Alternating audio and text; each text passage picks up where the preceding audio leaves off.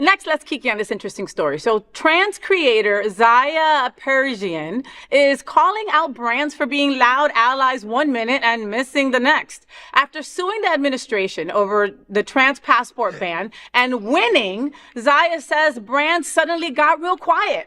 The same companies that loved funding trans creators are now calling her too controversial.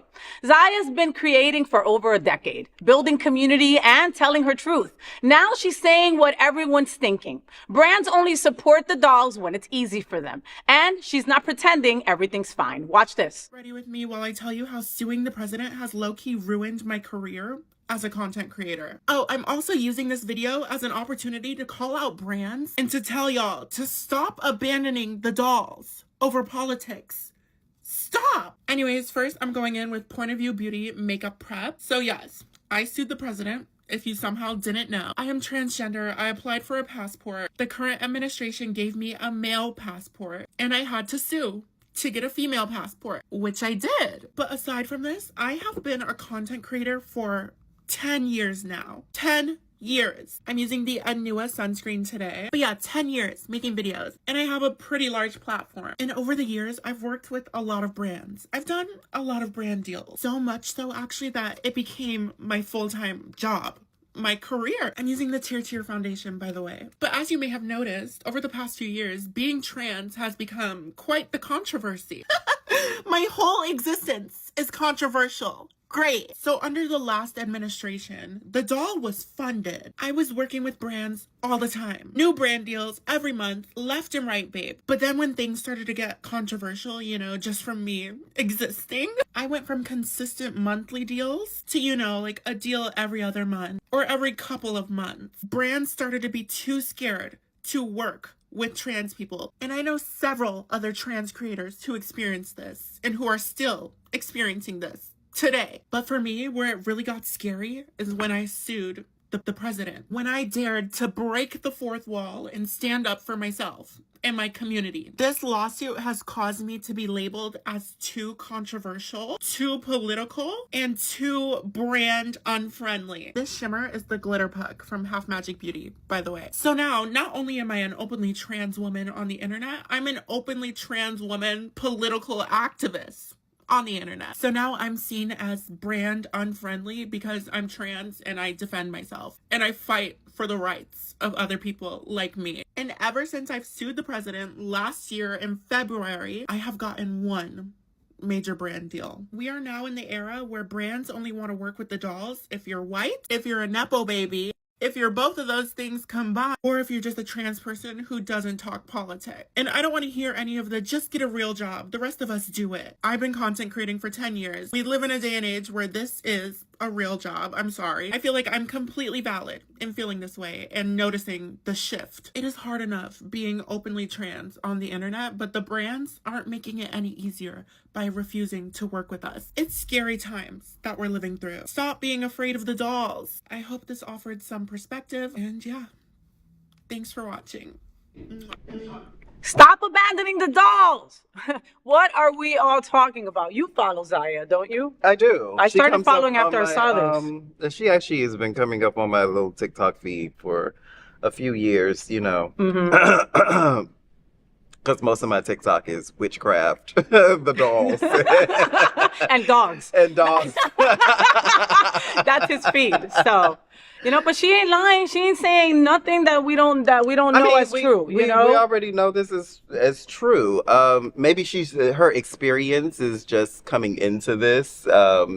Once you become an activist, once you really start becoming an activist, corporation is going to back down, of course, because corporations in the pockets of a lot of lobbyists and a lot of the government. So, I mean, what she's saying is true, but also it's the reality. Welcome to the world, girl. Yeah, no, yeah, there's not much that you can do, you know? I mean, like, I'm hoping that you've got a substantial amount of followers that you can continue to try to find more brands, right? It's not easy by no means, and it's going to get even harder, which it sucks, you know what I mean? Or become a creator of your own product and sell to your following, you know, become your own product and don't rely on these brands because This, I mean, we've been talking about this forever. How the Deltas and the American Express, they'll come out all LGBTQ for Pride Month because the dollars rack in, and then all of a sudden here comes July and girl, rip that shit down. LGB who? LGB who? Throw that shit in the back of the closet. We'll come back around when this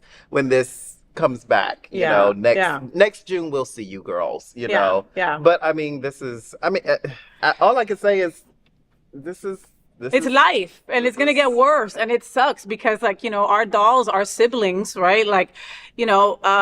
It's not easy to get a job when your documentation doesn't match, right? And or go anywhere, or fly anywhere, or go anywhere. You're limited to what you can do as a trans person if your documentation doesn't match. You know what I mean? They don't make things easy for you. Right. So as a content creator, Zaya has had a streamline of way to support herself, to pay her bills, to make sure that her people and her dogs and everybody's okay around her, and they're taking that money. The fact that she had a couple of brands a month and now she's getting one a year, like that's not substantial. She can't live on that anymore. No. But that's the country we live in. You go after the president, that's what's going to happen, you know? And I'm here for her going after the president, suing the administration and winning to get her, because that's a very large feat.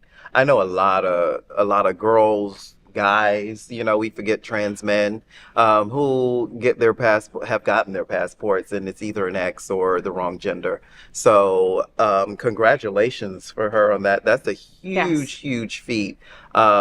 But now, my advice to her would be, girl, we got to get inside the kitchen and start working on some other business ventures. You got to get creative in business. When one door shuts, we got to open another one. We got to get in there, stir the pot, see what else we're cooking with, what other seasonings. There's a million ways you can move, There's other wells. There's other wells. You just gotta, this one closed. All right, let's go to this one. Let's go to this one. And there are brands that will work with you. There are local brands. You just have to start expanding a little bit, because everything isn't in a vacuum when it comes down to that, from business. You gotta maneuver, and also a lot of these nonprofits are also noticing that certain sponsors, like Jay was saying, right, that used to be there for you are not anymore. So you've got to go looking for someone new or a new way to bring in money. Maybe you're selling something else. Maybe you're doing, selling tickets to something, whatever it is, you know what I mean? You've got to reinvent. You just have to. That's it. And girl, you did it once. The reality is that there are millions of people that would never generate the funds that you did, and you did it. So you could do it again.